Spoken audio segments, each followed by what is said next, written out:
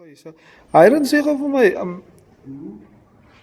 die inspirasie agter jou kunswerke. Wat is die boodskap wat jy graag wil by mense bring deur middel van jou kunswerke? Die grootste ding is wat ek graag wil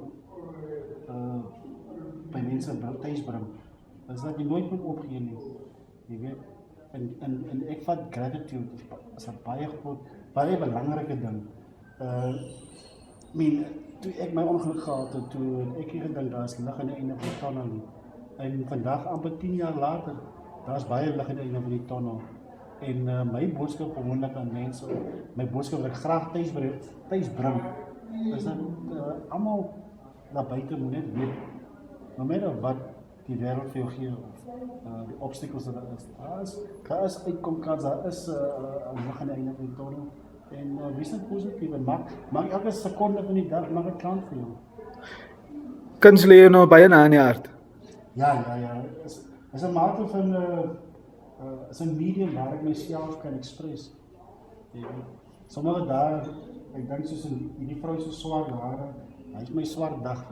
Jy weet, wanneer ou 'n bietjie afvoel, kan jy jouself lekker express met die kwas.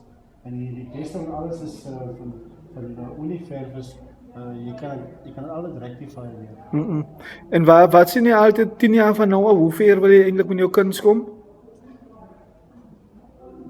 Kyk, ek sal graag in 10 jaar se tyd 'n household name of business daar vind. Maar een groot begeerte wat ek graag hê nog, en wat ek wil vermaak, is om die 7 wonders op een doek te sit. En dit is my droom nog. En dit behoort 'n groot doek te wees. En daai doek moet vir my op die world map sit. Baie dankie, Hiren. Plezier man.